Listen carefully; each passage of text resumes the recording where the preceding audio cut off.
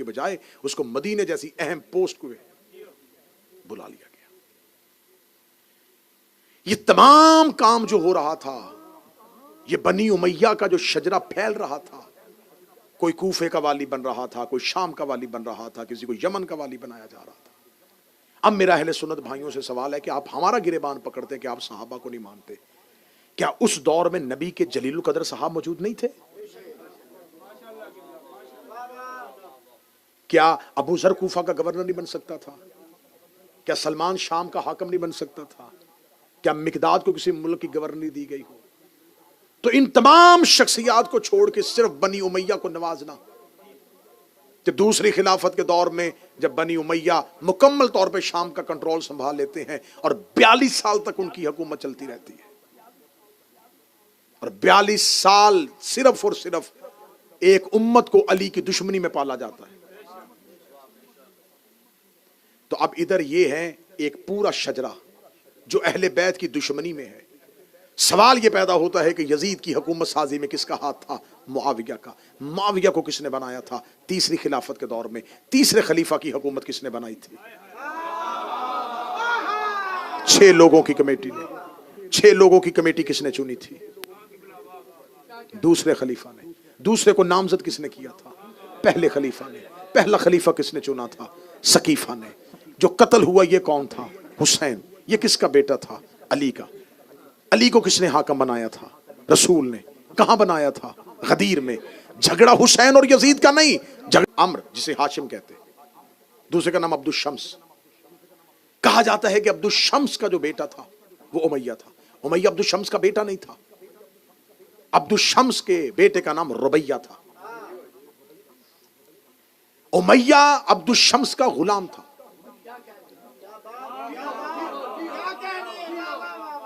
جب یہ رسول کے دادا ہیں جناب ہاشم اور جناب عبد الشمس، یہ دونوں دادا ہیں، یہ شام میں رہتے تھے، کیونکہ شام میں اس دور میں بزنس تجارت سب کچھ شام میں تھا، شام میں مقیم تھے۔ جب عبد الشمس کے ہاں ایک غلام رہتا تھا جس کا نام امیہ تھا، عبد الشمس کا انتقال ہو گیا، امیہ نے اس کے سارے کاروبار کو سنبھال لیا۔ پتہ چلا کہ عبد الشمس کا حقیقی وطن تو مکہ ہے، اور مکہ میں اس قبیلے کو بڑی عزت کی نگاہ سے دیکھا جاتا ہے۔ یہ مکہ پہنچتا ہے، جب مکہ آتا ہے تو جناب عبد المطلب اس سے سوال کرتے یہ کون ہے؟ تو یہ کہتا ہے میں عبد الشمس کا بیٹا ہوں، میں آپ کا خاندان ہوں۔ فرماتے اسے کعبہ کے قریب لے کے جاؤ،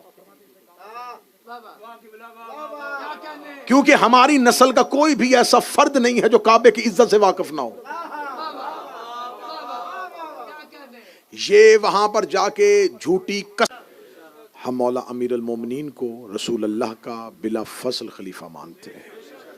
ہمارے عقائد روز روشن کی طرح عیاں ہیں۔ ہم اپنے عقائد میں صرف یہ نہیں ہے کہ ہم خاموشی سے یا چھپ کے اپنے عقائد کا اظہار کرتے ہیں، ہم اپنی اذان میں برملا یہ اپنے عقیدے کا اظہار کرتے ہیں کہ ہم علی کو رسول اللہ کا وصی مانتے ہیں اور خلیفہ مانتے ہیں، اور ساتھ ہم یہ بھی کہتے ہیں بلا فصل کہ ہم بغیر فاصلے کے خلیفہ مانتے ہیں۔ ہم جناب سیدہ کو صدیقۃ الکبریٰ مانتے ہیں، ان کا حق فدق جو تھا اس مطالبے پہ سیدہ کو حق پر سمجھتے ہیں۔ ہماری یہ عقائد روز روشن کی طرح عیاں ہیں۔ ان عقائد کے بعد آپ ہم سے بات کریں، آپ ہم سے گفتگو کریں، تو اسی الزام کو ختم کرنے کے لیے ہم نے مسلسل آپ کو 2 طرح سے آپ کے سامنے واضح کیا کہ اصحاب پیغمبر میں بھی ہر ایک وفادار پیغمبر نہیں تھا۔ اگر سارے ہی اصحاب نبی کے وفادار ہوتے تو پھر خدا نے قرآن میں سورہ منافقون کن کے لیے نازل کی تھی؟ مسلمان کافر کی ایک ہی شکل تھی، ایک ہی صورت تھی، اس لیے خدا نے کافروں کے لیے ایک ہی صورت بھیجی، کافرون۔ مسلمان کی ایک ہی شکل ہوتی تو خدا ایک ہی صورت بھیجتا، مسلمون۔ لیکن خدا نے کافروں کے لیے کافرون بھیجی، مسلمانوں کے لیے مسلمون نہیں، 2 صورتیں بھیجی، مومنون، منافقون۔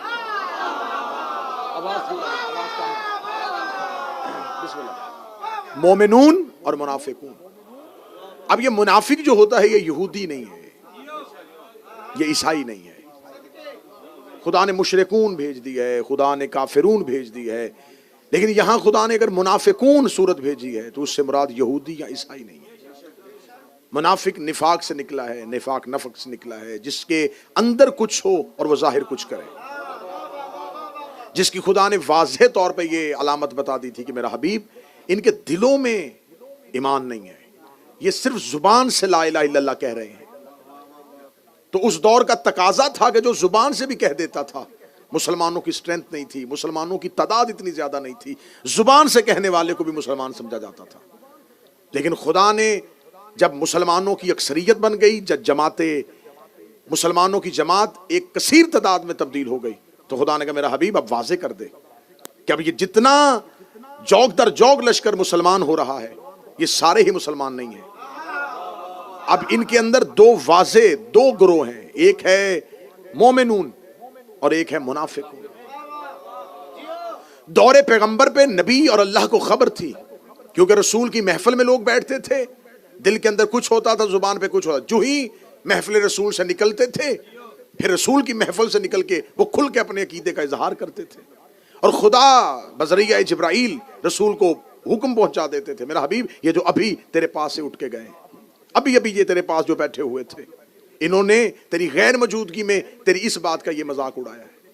تو یہ ساری باتیں دور رسول میں تو واضح ہوتی رہیں، اور رسول بتاتے رہے کہ خدا بار بار کہہ رہا ہے منافقون کے لیے یہ آیت بھی بھیجی ہے، یہ بھی منافقین کے لیے بھیجی ہے، یہ بھی منافقین کے لیے بھیجی ہے۔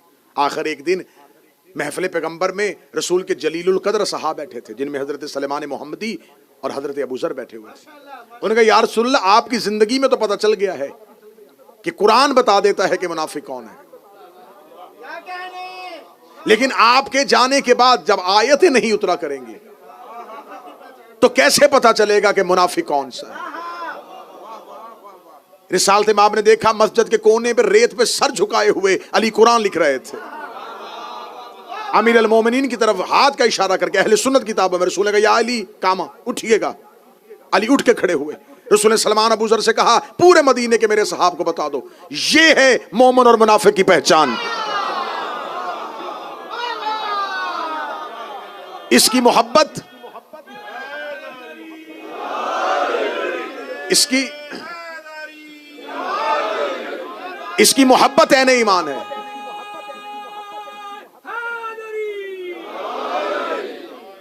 اس کی محبت عین ایمان ہے، اور اس کا بغض منافقت۔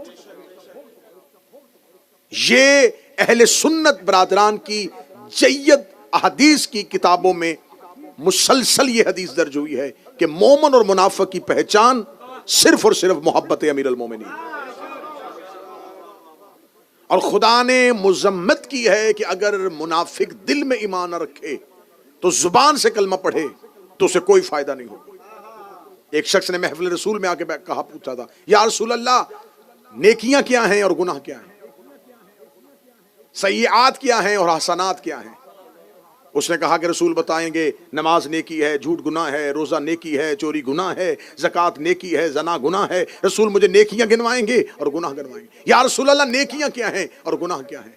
اور اس نے فوراً کاغذ قلم نکالا کہ اب رسول نیکیاں بھی لکھوائیں گے اور گناہ بھی لکھوائیں گے۔ سنی کتابوں میں حدیث کی کتابوں میں ہے، رسول نے فرمایا حب علی سے بڑی نیکی کوئی نہیں، بغض علی سے بڑا گناہ کوئی نہیں۔ حب علی سے بڑی نیکی کوئی نہیں ہے۔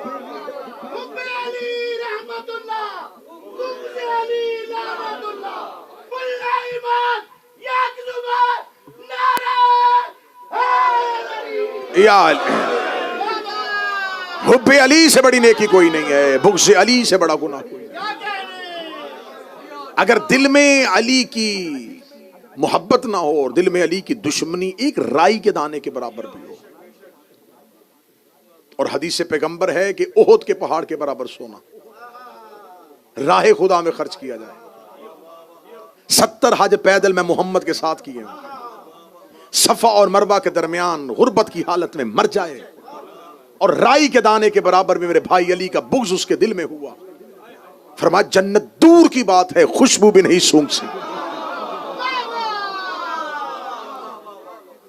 اس کی وضاحت کی تھی جب حضرت ہمارے یاسر نے پوچھا تھا یا رسول اللہ مجھ سے اصحاب پوچھتے ہیں کہ رسول نے کہا ہے کہ میرے بھائی علی کی محبت دل میں نہیں ہوگی تو کوئی نیکی فائدہ نہیں دے گی۔ کتنی بہترین وضاحت کی۔ فرمایا اس لیے کہ بغض علی نجاست ہے.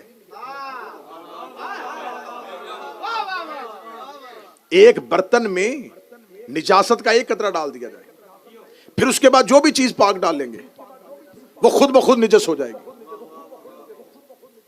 میں سمجھا تھا شاید اس کے بعد مجھے سمجھانے کی ضرورت نہیں پڑے گی. نجاست کا ایک قطرہ ڈال دیا جائے, پاک چیز بھی ڈالو تو نجس ہو جائے گی. بغض علی ہے نجاست.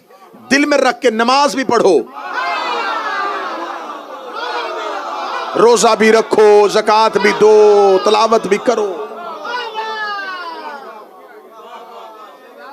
جنگ صفین میں جب مولا امیر المومنین نے اپنے ایک صحابی سے کہا تھا کہ جاؤ لشکر شام پہ حملہ کرو, وہ لشکر شام پہ حملہ کرنے کے لیے اپنا ایک دستہ لے کے آگے بڑھا تو انہوں نے دیکھا کہ مال کے اشتر آ رہا ہے. انہوں نے فوراً قرآن نیزوں پہ بلند کر لیا, مال کے اشتر اپنا لشکر لے کے واپس آ گئے. علی نے فرمایا مالک حملہ کیوں نہیں کر کے آئے؟ فرمایا مولا حملہ کرنے گیا تھا لیکن انہوں نے قرآن نیزوں پہ اٹھا لیے, قرآن نیزوں پہ اٹھا لیے ہیں. تاریخ کہتی ہے علی بجلی کسی تیزی سے گھوڑے کی زین پہ آئے. علی نے اپنی ذوالفقار کو ہوا میں لہرایا. مالک نے کہا مولا کہاں جا رہے؟ فرمایا ان پر حملہ کرنے کے لیے. اس نے کہا مولا حملہ تو میں بھی کر سکتا تھا لیکن مولا میں تو قرآن دے کے واپس آ گیا. علی نے بھاگتے گھوڑے کی زین پہ کہا مالک قرآن ان کے حلقوں میں اٹکا ہوا ہے, قرآن ان کی گردنوں میں پھنسا ہوا ہے. اس نے کہا مولا ایسے بھی قاری ہوتے ہیں جو قرآن پڑھے اور قرآن حلق میں رک جائے. فرمایا تو نے نبی سے نہیں سنا القرآن مع علی وعلی مع القرآن, قرآن اور علی ہمیشہ اکٹھے ہوتے ہیں.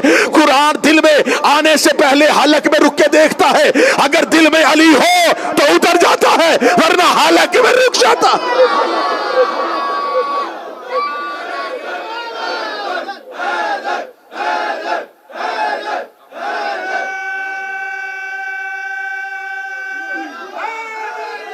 یار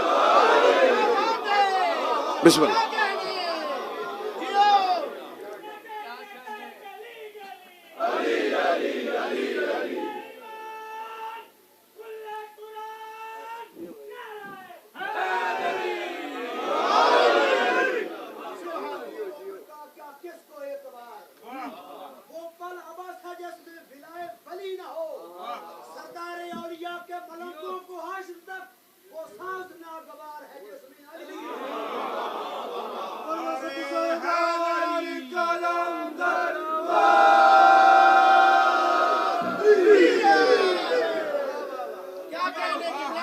تو یہ سب سے بڑا اعتراض ہے کہ آپ شاید صحابہ پیغمبر کو نہیں مانتے. ہم صحابہ پیغمبر کو مانتے ہیں لیکن قرآن ہمیں بتا رہا ہے کہ ہر صحابی مومن نہیں تھا.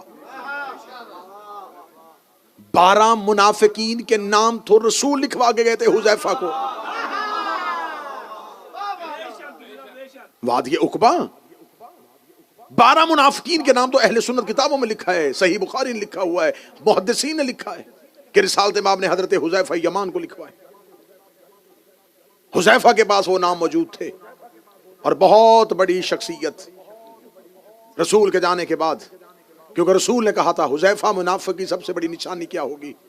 سب سے بڑی نشانی یہ ہوگی نام نہ بتانا. نام بتاؤ گے اسلام یہیں پہ رک جائے گا, تبلیغ اسلام کا سلسلہ بند ہو جائے گا. یہ آواز بلند کر دیں کہ کل مسلمان کرتا ہے, مسلمان کرنے کے بعد پھر ان کے قتل کے فتوے دے دیتا ہے, تبلیغ اسلام رک جائے گی. تو نام نہ بتانا. حذیفہ نے کہا مولا کیسے ہو سکتا ہے کہ دلوں میں منافقت رکھیں, آپ سے دشمنی رکھیں, آپ کے قتل کا ارادہ کریں, آپ کی اونٹنی کو پہاڑی سے گرانے کا سوچیں اور ان کے نام نہ بتائے جائیں. فرمایا حذیفہ ایک نشانی ہے, میری زندگی میں مریں گے میں جنازہ نہیں پڑھاؤں گا, میرے بعد مریں گے علی جنازہ نہیں پڑھائے گا. اب ہم سے یہ نہ پوچھا کرو کہ تم کسے مانتے ہو کسے نہیں مانتے, ہمیں یہ بتایا ہو کہ علی کس کے جنازے میں گئے تھے.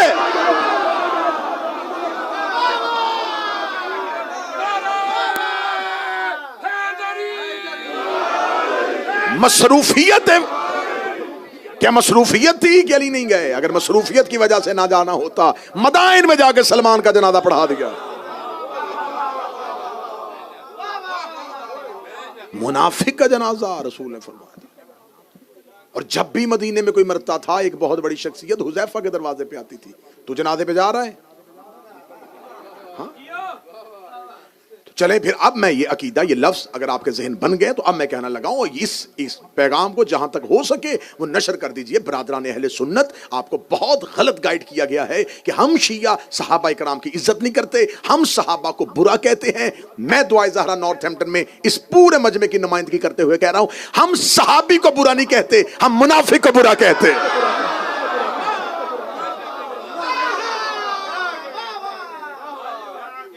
ہم صحابہ پیغمبر کو مانتے ہیں لیکن ہم منافقین کو نہیں مانتے. اور جب آپ ہم پر اعتراض کرتے ہیں نا، تو میں نے تو پہلی 2 3 4 مجلسوں میں بار بار یہ ریپیٹ کیا ہے کہ آپ کے پاس بھی تو مکمل بایوگرافی جن صاحب کی ہے ان کی تعداد تو 7,000 ہے، ان سے زیادہ کو تو آپ ہی نہیں مانتے.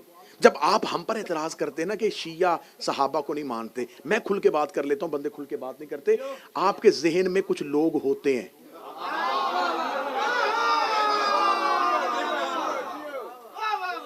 کچھ لوگوں کو آپ ذہن میں رکھ کے تو آپ نہ صحابہ کا نام نہ غلط استعمال کریں، باقی سب لوگوں کو تو نہ غلط کریں، آپ نام لے کے بتایا کریں کہ آپ انہیں کیوں نہیں مانتے.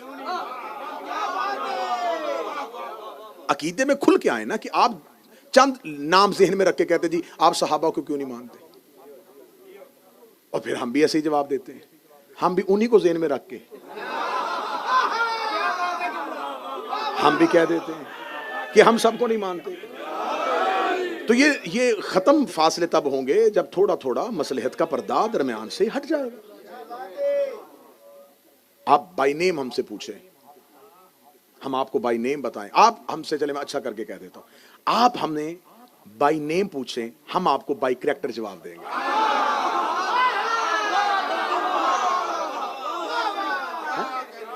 آپ ہمیں بائی نیم بتائیں کہ آپ کہیں جی آپ ان کو کیوں نہیں مانتے، ہم فوراً کتابوں سے کریکٹر پڑھیں گے، اس پڑھنے کے بعد آپ کو کہیں گے جی یہ کردار ہے. ہم شخصیت پرستی نہیں کرتے، ہم کردار کی عزت کرتے ہیں. اگر تو یہ کردار عزت کے قابل ہے تو مان لیں. یقین کریں ہم فیملی بیک گراؤنڈ کی وجہ سے نہ کسی کو چھوڑتے ہیں نہ مانتے. اگر ہم فیملی بیک گراؤنڈ دیکھتے تو محمد بن ابی بکر کو کیوں مانتے؟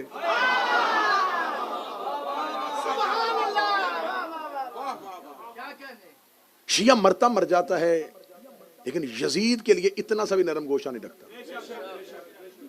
اس کے بیٹے نے صرف آ کے اپنے باپ کے تخت کو ٹھوکر ماری ہے، کریکٹر آیا سامنے، ہم نے کردار قبول کر لیا. کیا مصلحت تھی، کیوں کیا تھا، ہم نے کہا نہیں یہ جملہ قابل قبول ہے، بے شک یزید کا بیٹا ہے.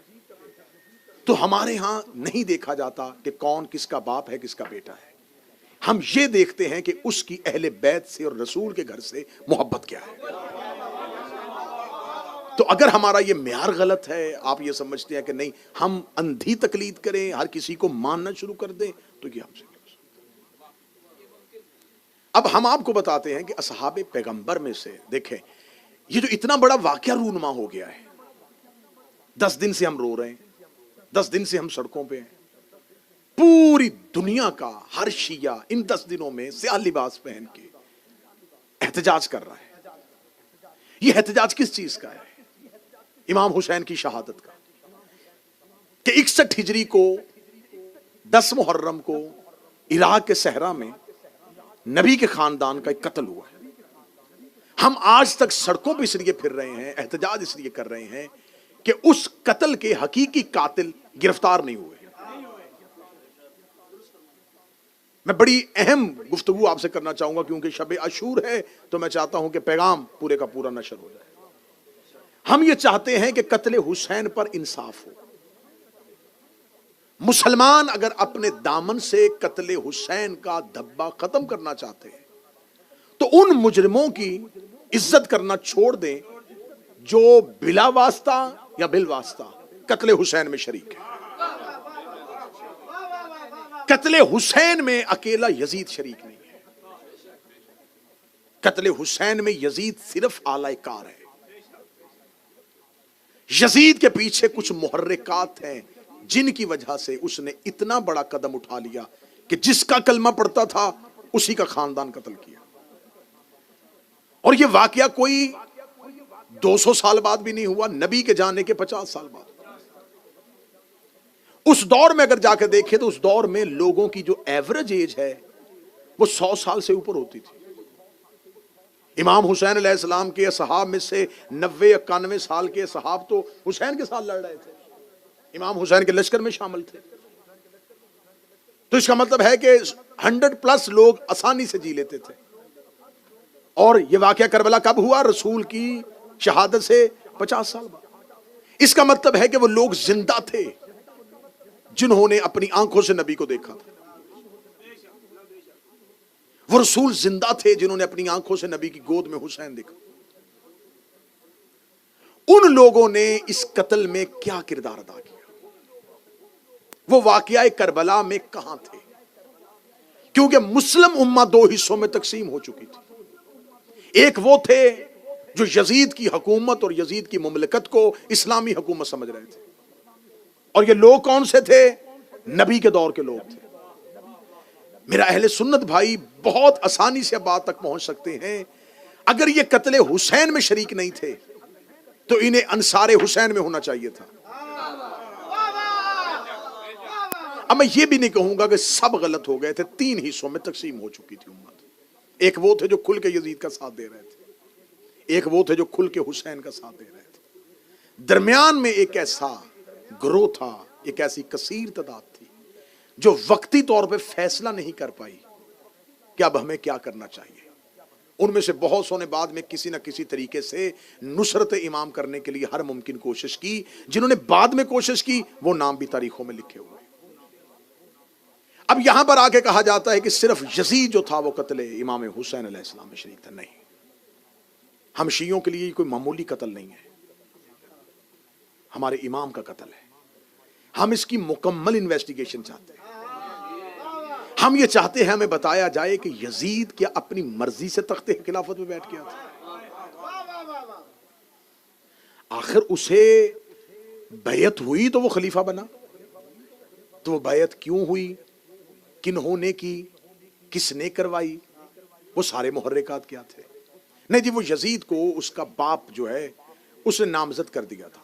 तो इसका मतलब है कि कत्ले हुसैन में इन्वेस्टिगेशन अगर आगे बढ़ेगी तो सिर्फ यजीद शरीक नहीं, वो भी शरीक है जिसने यजीद की हुकूमत का रास्ता हमवार किया। अब अगर यजीद कत्ले हुसैन में अकेला शरीक नहीं है, इसकी हुकूमत साजी करने के लिए, इसको हाकिम बनाने के लिए जो भी शरीक था, वो चाहे इसका बाप था, वो इस कत्ल के अंदर आ गया। अब यहां पर आके फिर तहकीक नहीं रुकेगी, तहकीक फिर इसके आगे जाएगी। आखिर यजीद के बाप मुआविया बिन अबू सुफियान को शाम की हुकूमत किसने दी थी?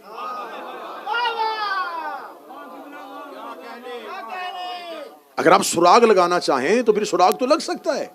अगर आपने वैसे ही तासुब की पट्टी आंखों में बांध ली है और कातलाने हुसैन को ही अपने हीरो समझना है तो आपकी मर्जी है, वरना हम शिया कट रहे हैं, मर रहे हैं, लेकिन आपको हक पहुंचा रहे हैं कि खुदारा अपने दिमाग, अपने जहन, अपनी अक्लों को रोशन करो।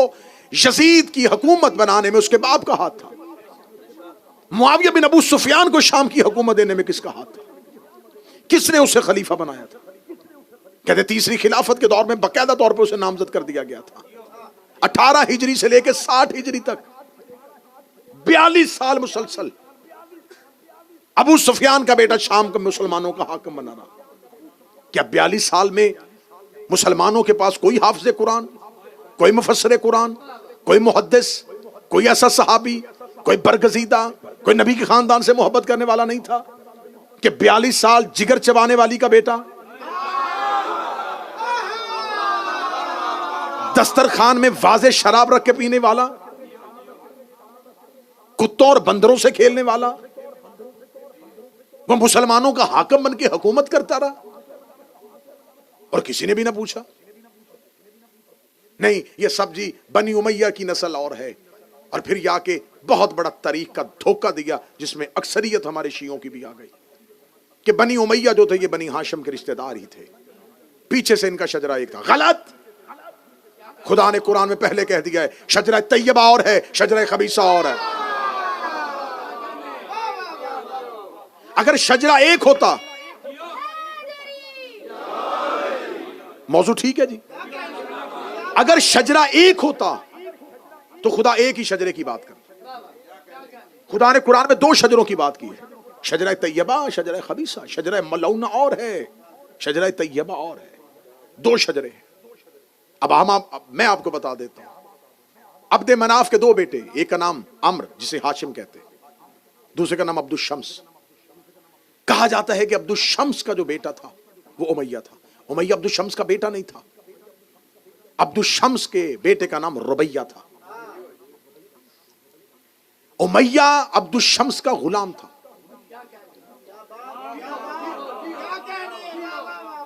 جب یہ رسول کے دادا ہیں جناب ہاشم اور جناب عبد الشمس، یہ دونوں دادا ہیں، یہ شام میں رہتے تھے، کیونکہ شام میں اس دور میں بزنس تجارت سب کچھ شام میں تھا، شام میں مقیم تھے۔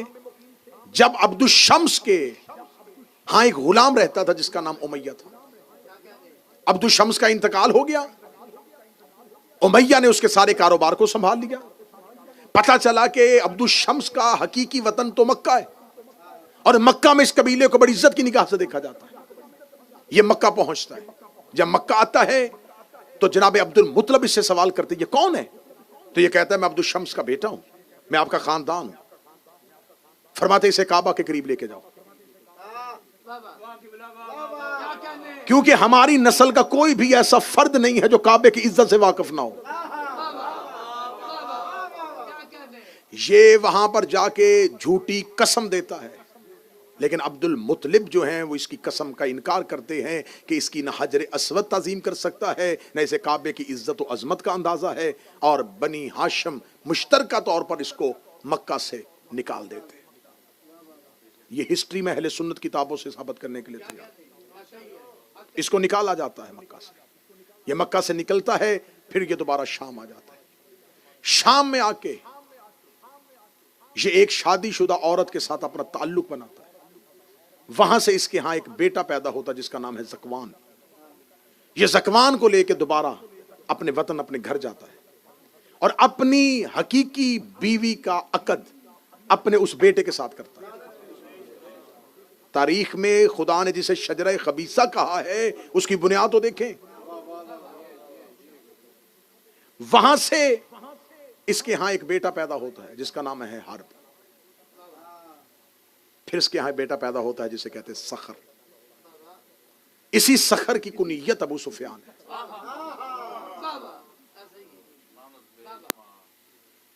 ابو سفیان کے ہاں پھر 3 بیٹے آتے ہیں، ایک حنزلہ جسے بدر میں علی نے مارا، ایک معاویہ، اور ایک یزید۔ ایک تو یزید معاویہ کا بیٹا تھا، ایک یزید معاویہ کا بھائی بھی تھا، یزید بن ابو سفیان۔ ادھر سے حرب کے ہاں ایک اور بیٹا ہے ابو سفیان کے علاوہ جس کا نام ہے آس۔ آس کے پھر 2 بیٹے ہیں، ایک کا نام ہے حکم اور ایک کا نام ہے عفان۔ حکم کا بیٹا مروان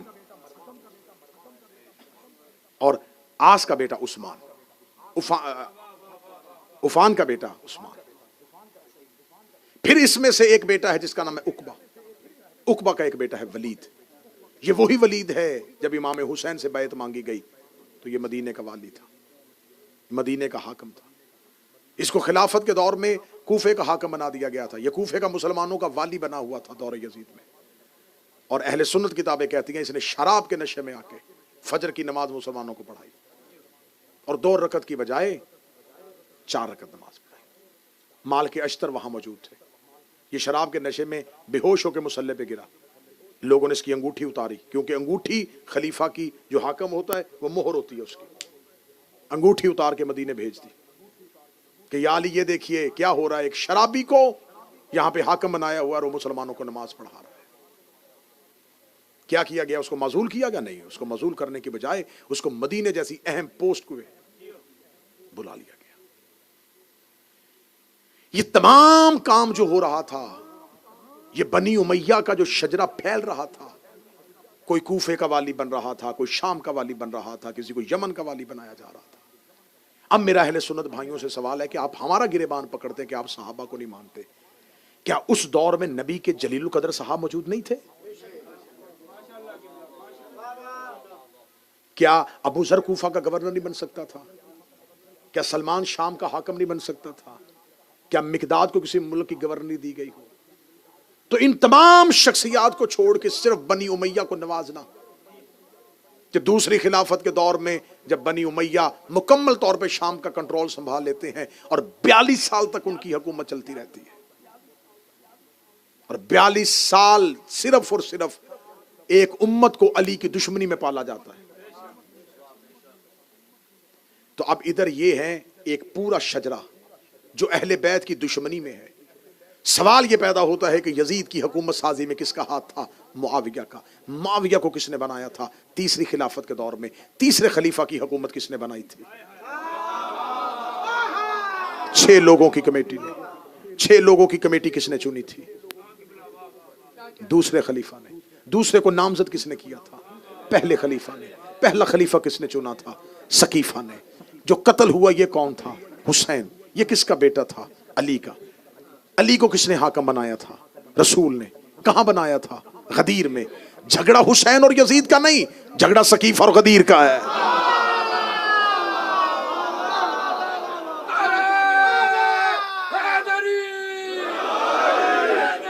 लड़ाई यजीद और हुसैन की नहीं है, जंग सकीफ और गदीर में है। मैं हर साल ये चीख चीख के पूरी दुनिया के सामने कहता हूं, कतन मुनाफकत ना किया करो हुसैन के साथ। पूरा साल यजीद के कैंप में रहना, 10 साल के लिए हुसैनी बनने की एक्टिंग करना, फौरन सारे मुसलमान कहते हम भी इमाम हुसैन को मानते हैं। हमारे गांव में आके देखिए हम कितनी सबीलें लगाते हैं, हम 10 मुहर्रम को इतनी हलीम की देगे पकाते हैं। देगे पकाने से हुसैन मिलता है? सबीलें लगाने से हुसैन मिलता है?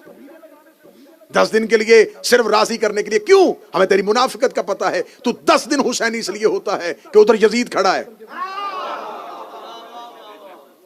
अब यजीद के कैंप में ना जाने की वजह से सारी मुसलमान उम्मा ने कह दिया यजीद गलत, यजीद गलत, यजीद गलत, यजीद गलत, यजीद गलत। क्यों भाई? अकेला यजीद? सारे आके कह नहीं हुसैन सही यजीद गलत, हुसैन सही यजीद गलत, हुसैन सही यजीद गलत। मुझे नहीं पता तकरीर किसी बंदे तक पहुंच रही है, कौन सो के सुन रहा है, कौन जाके सुन रहा है। मैं जुमला कहने लगा हूं हुसैन सही यजीद गलत। हुसैन सही कहने के लिए कई गलत कहने पड़ते हैं। इतना सस्ता नहीं है हुसैन।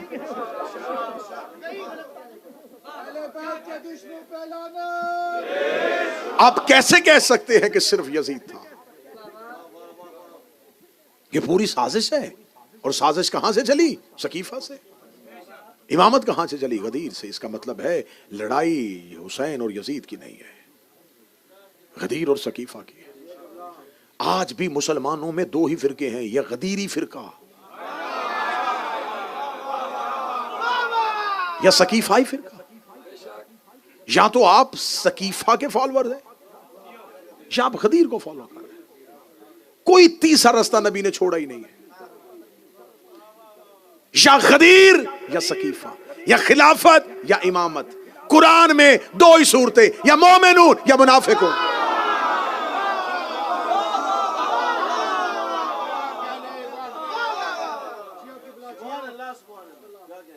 गदीर में कौन कौन है? आओ मैं तुम्हें गदीर तलाशी दे लेते हैं ना, अपने अपने मकतब की तलाशी दे देते हैं।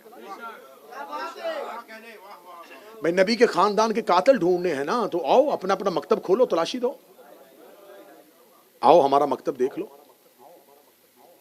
हमारे पास अली है, हसन है, हुसैन है, ज़ैनुल आबिदीन है, मोहम्मद बाकिर है, जाफर सादिक है, मूसा आज़म है, अली रजा है, तकी है, नकी है, अस्करी है, महदी है। लो तलाशी, इनमें से किसी में ऐब निकाल के दिखाओ।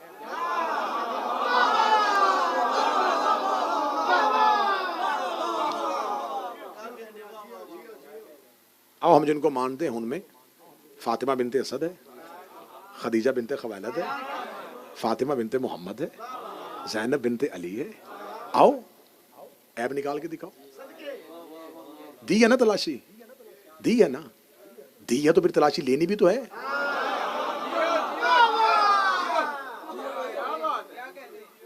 आए आपके पास खिलाफत, दे तलाशी। पहला खलीफा हजरत अबू बकर, दूसरे हजरत उमर, तीसरे हजरत उस्मान, चौथे हजरत माविया, 5वें थोड़ी देर के लिए हसन, 6ठे यजीद। आपकी खिलाफत में तो यजीद खड़ा है। खिलाफत मुकम्मल ही नहीं है जब तक 6ठे नंबर पर यजीद को ना वो माने। क्योंकि भाई आप उसके किरदार को नहीं मान रहे, खलीफा तो रहा है ना। खिलाफत तो उसने की है, मुसलमानों का खलीफा तो रहा है। हमारे पास तो वो आ ही नहीं सकता, क्योंकि हमारे पास तो इमामत वाले हैं। آپ نے خلافت والی تعداد پوری کرنی ہے تو آپ کو یزید رکھنا پڑے گا، کیونکہ وہ خلیفہ مسلمانوں کا رہا ہے۔ آپ کہتے جی اس کا کردار بڑا گندا تھا لیکن وہ خلیفہ رہا ہے، تو یہی بات تو ہم کہہ رہے ہیں کہ کردار ٹھیک نہیں تھے اور خلیفہ رہے ہیں۔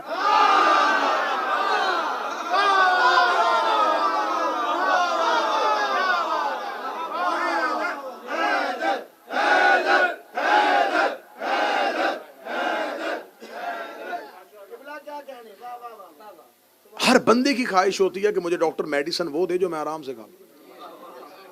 انجیکشن کون خوشی سے لگواتا ہے بھائی؟ تکلیف والا مرحلہ کون خوشی سے لیتا ہے؟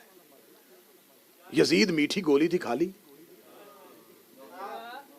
فوری طور پہ کہہ دیا ہاں ہاں ہاں لے جائیں لے جائیں، ہم نہیں مانتے۔ حضور ہم صرف یزید ہی نہیں پکڑیں گے، ہماری تو مجبوری ہے، ہم تو پھر جائیں گے کہ آخری سازش میں کون کون کہاں کہاں سے شریک تھا۔ یہ سب کچھ اچانک نہیں ہوا، اچانک ہو گیا۔ اچانک مفتیوں نے فتوے دے دیے حسین کے قتل پہ۔ وہ جو مفتی فتوے دے رہے تھے وہ وہی مفتی تھے جو جمعہ کے خطبوں میں ممبروں پہ علی کو گالیاں دے رہے تھے۔ تو یہ پوری 50 سال میں جو زمین نبی کے خاندان کے خلاف تیار ہوئی ہے، یہ میرا اہل سنت بھائی اچانک نہیں ہوئی۔ اگر محرم تمہیں لے ہی آیا ہے حسین کے گھر میں، حسین تمہیں کھینچ ہی لایا ہے اپنے گھر میں، تو آج شب عاشور ہے، آج ہی حور بن جاؤ۔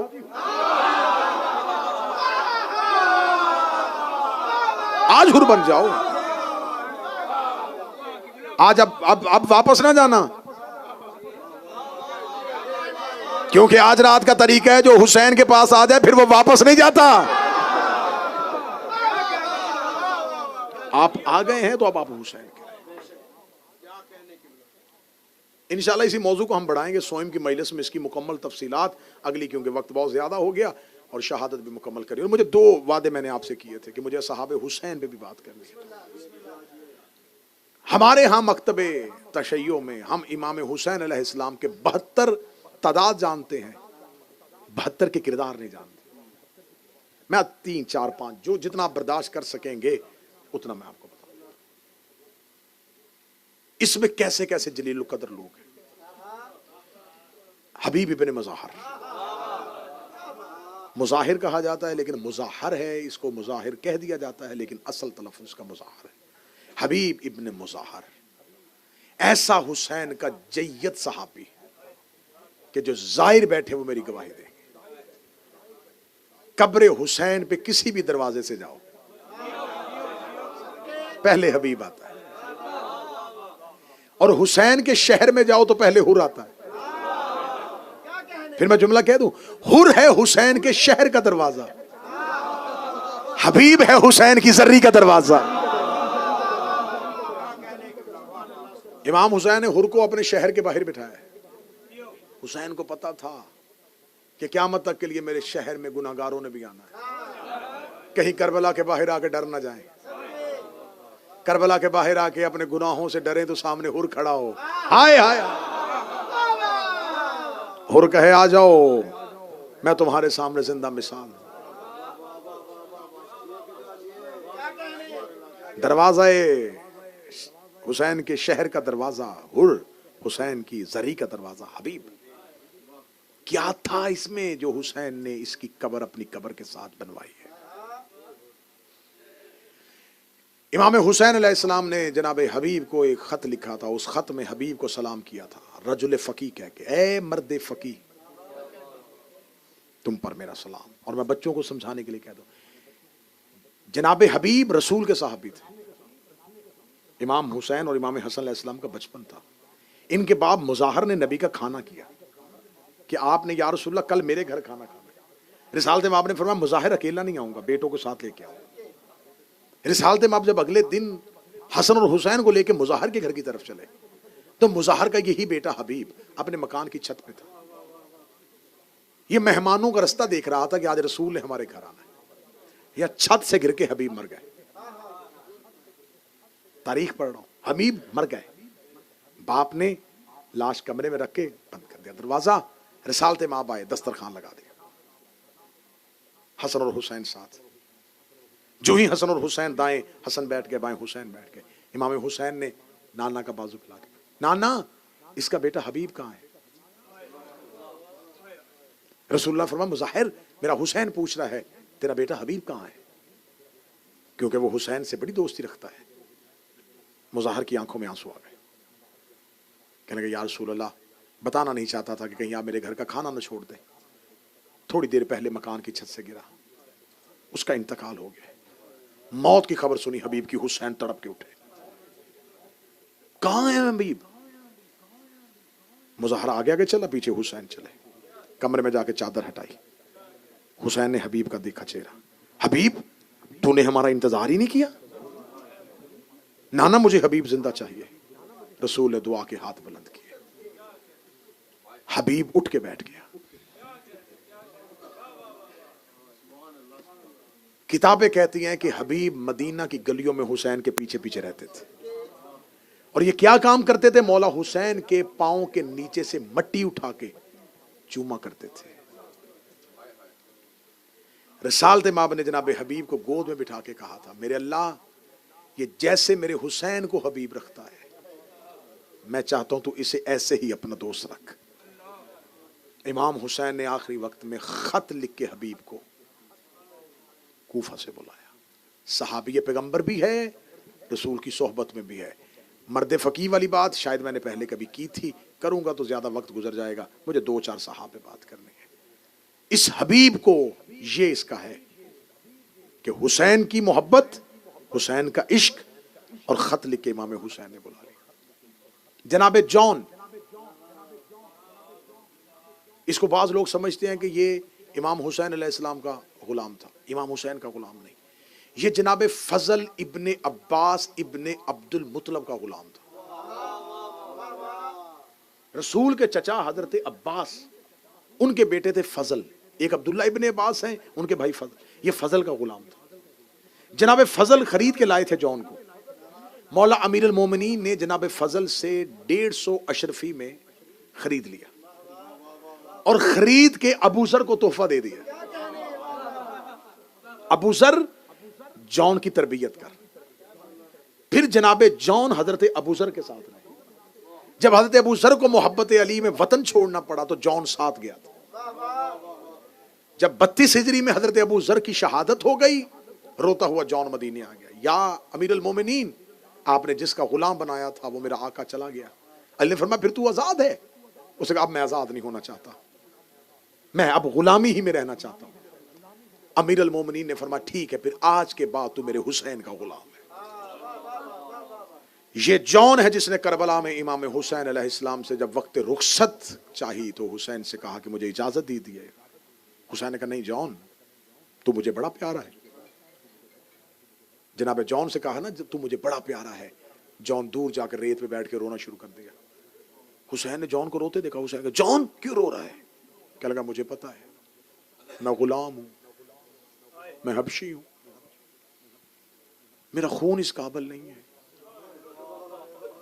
حسین نے جون کو یوں سینے سے لگایا. جون ایسی باتیں کیوں کرتا ہے؟ جا جون حسین تمہیں ودا کرتا ہے. یہ واحد وہ شہید ہے جس کی لاش پر حسین آئے اور اس کے سینے سے خون لے کے حسین نے اپنی داڑھی پہ لگایا.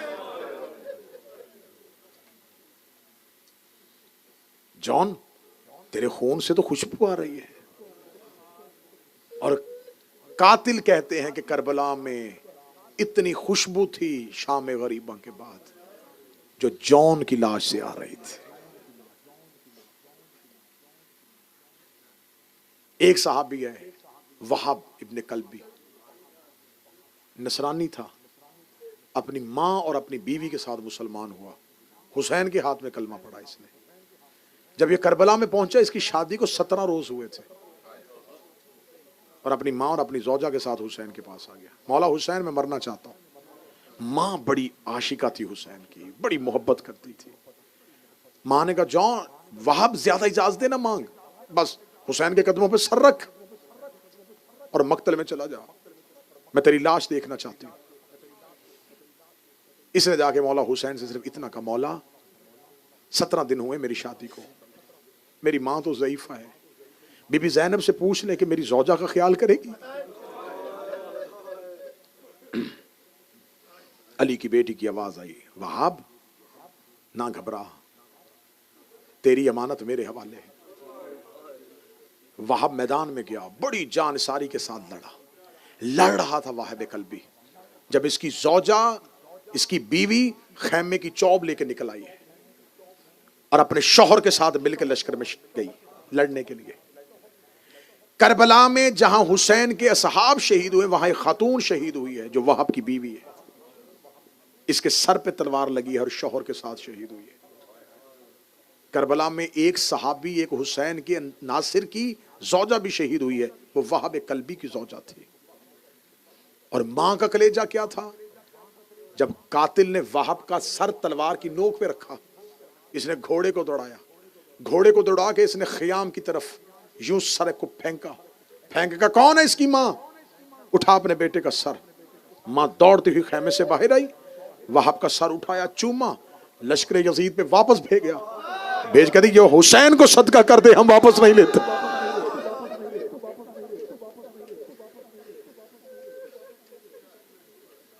زہیر ابن کین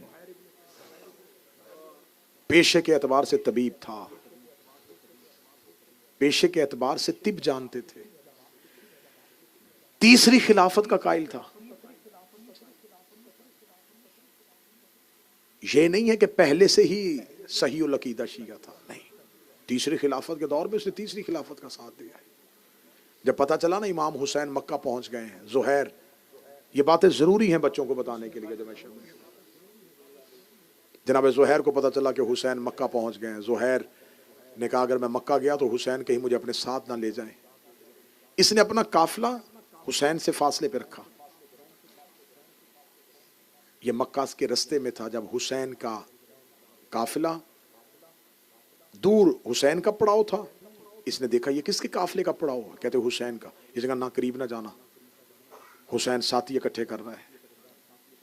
یزید کے خلاف حسین نے قیام کر دیا, کہیں حسین مجھے نہ بلا لے.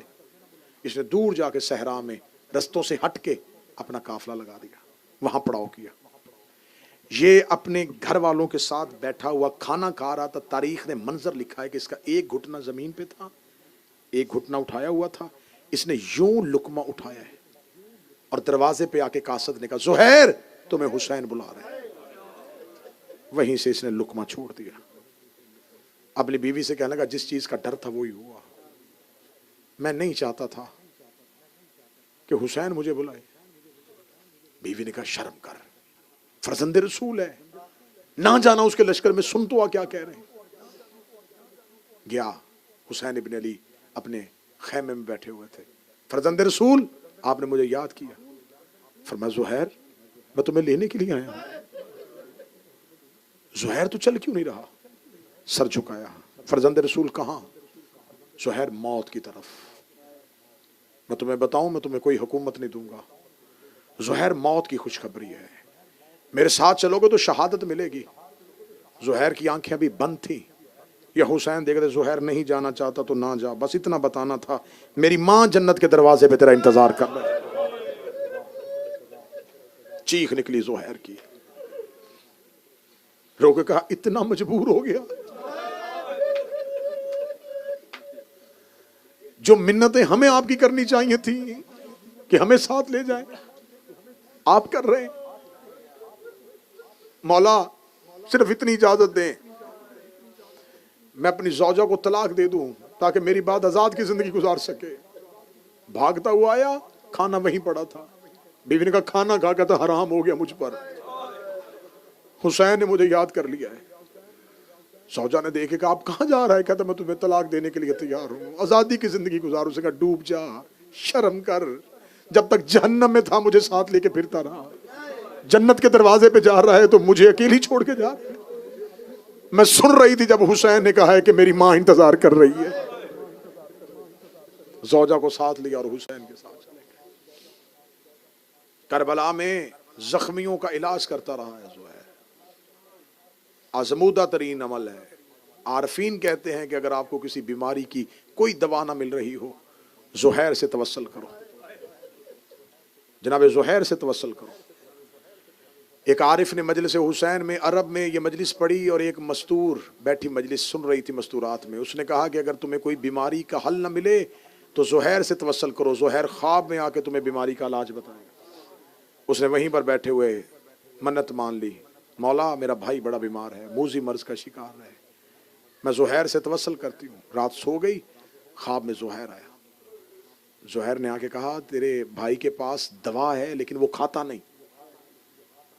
اٹھی، بھائی کو اٹھایا. بھائی میں آج مجلس میں گئی تھی، وہاں کوئی پڑھ رہا تھا کہ زہیر سے توسل کرو تو زہیر بیماری کا علاج بتاتا ہے. میں نے توسل کیا، خواب میں زہیر آئے. اس نے کہا تیرے بھائی کے پاس دوا ہے لیکن وہ کھاتا نہیں. اس کا عورت ہے، وہم میں پڑ گئی ہے، کون سی ایسی دوا ہے جو میں نے نہیں کھائی؟ میں ہر دوا کھاتا ہوں لیکن میری بیماری ٹھیک نہیں ہو رہی. آخر بہن تھی، کہتی نہیں میں سچ کہہ رہی ہوں، مجھے زہیر نے کہا ہے تیرے پاس کوئی دوا ہے اور وہ تو کھاتا نہیں.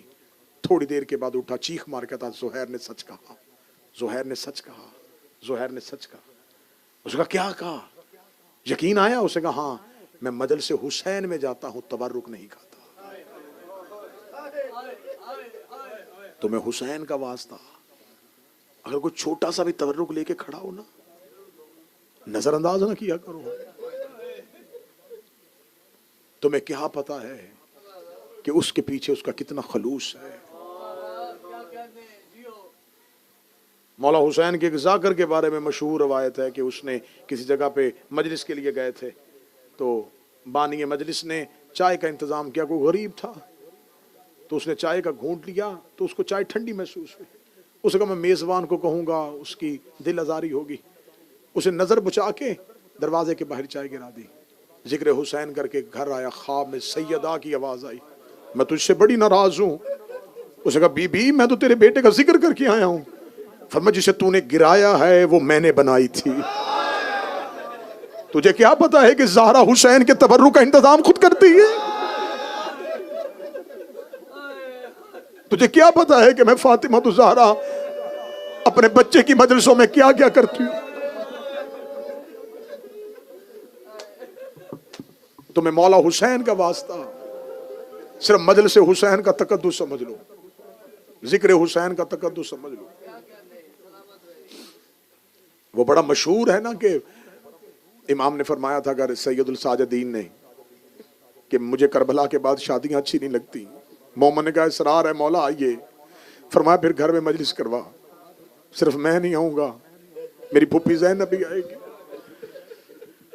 اس نے مجلس کا انتظام کیا، ذکر حسین ہوتا رہا. وہ رستہ دیکھتا رہا، بازار میں دیکھے، مجلس میں دیکھے. جب مجلس تمام ہونے کے قریب آئی اس نے کہا سچی ماں کا بیٹا ہے، آپ کے حکم پہ میں نے مجلس کروائی تھی، آپ آئے نہیں. یا نیچے نگاہ پڑی جہاں لوگوں نے اپنے جوتے اتارے ہوئے تھے، وہاں پر ایک نئیف چادر کے نیچے تھا. آواز دے کے کہا مجھے وہاں نہ ڈھونڈ، تیرا امام یہاں بیٹھا ہوا. فرزند رسول میں نے آپ کے لیے نشست لگائی ہے. فرمایا نہیں. جب مجلس حسین میں آؤ تو یہ سوچو پتہ نہیں کہاں سجاد بیٹھے ہوئے ہیں. تبرک ملے اسے جنت کی غذا سمجھ کے لو. بس آنکھیں برس گئی ہیں، میں 12 محرم کو باقی صحاب کا تذکرہ کر دوں گا کیونکہ مجھے شہادت بھی تھوڑی تفصیل سے پڑھنی ہے. کل یوم عاشور ہے. آج کی رات اور کل کا دن تمہیں غریب زہرا کا واسطہ، تمہیں شام کی قیدی بی بی کا واسطہ. اپنی حالت ایسے بنا کے رکھنا چہرہ دے کے پتہ چل جائے تیرا کوئی مر گیا ہے. سر کے بال کھلے رکھنا،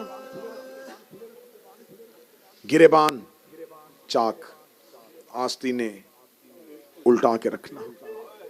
کل کا دن ایک دوسرے سے مصافحہ نہیں کرنا.